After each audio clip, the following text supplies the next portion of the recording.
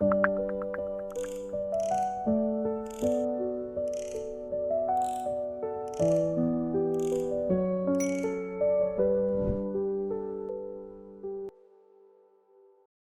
you think our generation would be better parents? Yes. Really? Mm. Even though we don't actually want to have kids? Yeah. Majority, right? They don't want to have yeah. kids. I think naging endgame na lang siya ng trauma from the past generation, like our parents. Kaya ayaw na lang din natin maging parents sa next generation. Ayaw na din natin magka-kids. Kasi some people think na they won't be better parents. Pero for me personally, I think I would be. Kasi kung anong napagdaanan ko before, anong experiences ko with my parents and the people surrounding yung dating conservative mindset ng parents natin dati. It's not the same as now. Kasi mas open na tayo to bigger conversations ngayon eh. We are open to saying sorry to our kids. Mas may empathy na tayo compared to them. Hindi ko maalala kung kailan yung last time na nag-sorry parents ko sa akin. So, Same. yeah, di ba? It affected me kasi hirap ako mag-sorry. Sa utak ko na, kaya siguro din ako ganito kasi I was deprived of the thought na pwede naman pala mag-sorry yung isang tao sa akin. When I have kids in the future, mas gugustuhin ko na maramdaman nila na kaya ko mag-sorry sa kanila, kaya ko silang intindihin. Papagalitan mo pa din sila, but andun pa din yung one-on-one talking, hindi yung silent treatment. True. Right? Kasi yung parents natin dati, Face the wall. Yeah, face the wall, silent treatment talaga. Sinturon. Oo, nasa violence type talaga sila. But kaya dito pumapasok yung term natin na gentle parenting. It's not for everybody. I think I won't personally be a gentle parent, pero gusto ko nasa gitna pa din ako. Yeah. Kaya ko pa din maging gentle parent and kaya ko pa din silang pagalitan kapag may mali na talaga silang ginawa. Kasi kapag gentle parent mo yung sobrang rebelding anak, anong itsura mo dun? Para ka lang kumakausap ng pader, di ba? So, hindi talaga siya, sa momentum niyo yun as mother and daughter or dad and the child. Dapat alam mo right now kung anong magiging ugali mo when you become a parent. Pero kasi, it's hard to say you're gonna be like this kasi you don't have a kid yet. I think we'd be better parents for like two main reasons. First one is in our generation, it's not really a norm to have kids, unlike in our parents now. When you find a partner, you should get married, you should have kids already. So it's not really required or it's not the norm. So it's not heavily expected off of a couple to have kids. So maybe the ones that do have kids, it's much more intentional.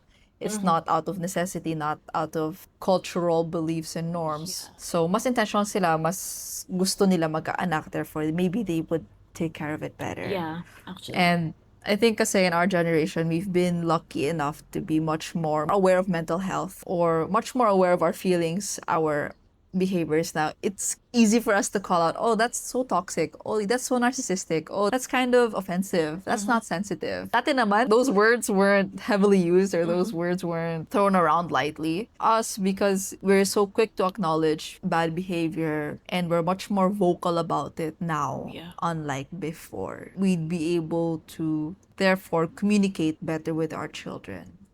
Because we ourselves kind of know toxic behaviors, good behaviors. We've learned that already. It's easier for us to be much more open and communicative. Na hopefully, madala yun sa mga kids natin. We're also much more open to criticism than other generations because we know that we're not the best. Self-aware. Much more self-aware. My parents, they're not the most aware, you know? Like, you can't really tell them, hey, that's toxic. They're like, ano toxic? Ulul ka ba? Anong pinagsasabi mo? Marte ka lang, Maarte di ba? ka lang. Ganun yung sasabihin talaga They don't nila. believe in anxiety. They don't believe in depression. They don't believe in any of those issues. So we're lucky enough to learn about terms like that to the point where we're much more self-aware of our own behavior and other people's behavior. And that we're much more open to accept that kind of negative comment from other people. Hirap kasi sabihin sa parents natin noon na, ganito kasi, ganito nararamdaman ko, ganito yung gusto kong mangyari. Kasi once you say that to them, may susumbat na agad sila. Dati, ganito kasi kami. Kaya dapat maging masaya ka, maging grateful ka na ganito. Bakit? imagine mo yung mga ibang bata dyan sa labas. Utang na loob mo lahat. Hindi ko naman kailangan ng comparison mo eh. Ang gusto ko lang naman is maintindihan mo ko. We have to beg them para maintindihan nila tayo with our feelings. Yeah. Kasi they don't talk about their feelings. Sobrang hirap talaga sa kanila magsabi ng, sorry, I love you. Nagkamali ako. Oo, ang bigat-bigat para sa The kanila. other day, may mom, kami ng girlfriend ko, we were walking. And there was a mom that was knelt down. She's like, sorry na, nagsorry na si mama. Tara na. So ko parang, I've never heard that shit before. What kind of gentle parenting is that? Where did you come from, lady? Siguro kailangan pa rin ilugar. Kasi some kids really are, honestly, they're a piece of shit. You really need to discipline them. Pero dapat may patience and open communication. I feel like I'll be a good parent because being from the LGBT community, if my kid was one day also part of that community, I would be much more open to it. Our parents, because being part of the gay community is not the norm for them. Me, it's very hard to come out. I will always think that they will love me less. I will always think that they will disown me. I will always build a wall in between me and my parents just because I know they will not fully accept me for being gay. And that causes me to have my own insecurities, have my own negative beliefs about myself na ininstill ng parents ko just for being gay.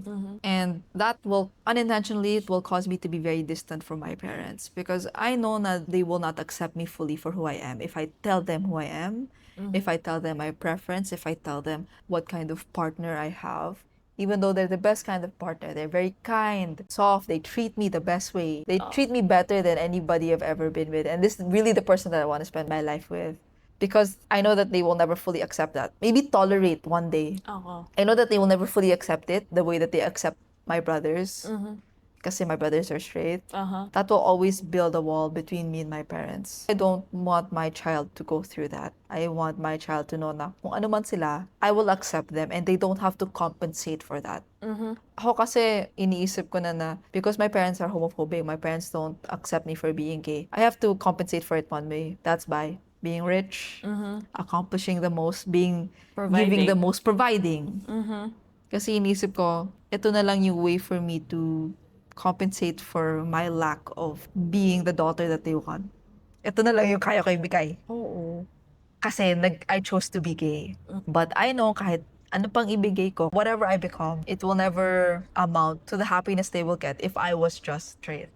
Diba? So I don't want my kid to go through that and to feel that they are less just because of the person that they love or their preference, diba? Feel ko mas accepting yung generation natin. Dito nag-start yung mga different movements na Oo. ang dami ng laws, ang daming anything in particular with the LGBTQ community. Doon mau-open mo talaga yung fact na we are starting to change because of our generation. Papasok na kasi tayo sa age na pumapasok na tayo sa government. Pumapasok na tayo But there's sa still a work. long way to go. Yeah, it is actually. We're still starting, pero Sobrang tagal pa niya. as long as ang dami pa ding tao na nandun na mas super tatanda pa and with that mindset. It starts in your home being bi, and I hear my mom say na it's better to date the ugliest man than to date a woman. So sobrang sakit nun pakinggan because ganun ba kababa ang tingin mo sa babae? Ganun ba kababa ang tingin mo sa bakla na it's better to date the worst man you can think of? Meron pa yung, when I told my mom that I was gay, she's like, oh, just pray. I'm not gonna be a nun, woman. Like, I'm not gonna join the church. Like, I believe in God, but I'm not gonna be a nun, you know? The worst thing is, if you're bi, if you like boys and you like girls, just choose boys. But that's not how it works, no? They're still suppressing one part of me. And it's not like I can control that. Not just me, diba? I think I'm privileged enough to be at the point na if ever my parents do find out, if ever they disown me, they kick me out, right? I already live alone. I'm already self-sustaining. Dati, growing up, I couldn't do that. I had to hide every part because maybe if they find out, di nila bayaran tuition ko. Tanggalan nila ako ng allowance. And ano nga naman, hingan ko jowa ko at that time. Na babae din. You can't. Ang daming pwedeng mawala sa'yo because of being gay. But there's so many kids that are worse off than me. That cannot come out. Bali mo mabugbog sila. Ng tatay nila, ng nanay nila. Di sila bigyan ng pang-school, Mm-hmm. ng pagkain. So many parents probably have built that kind of environment.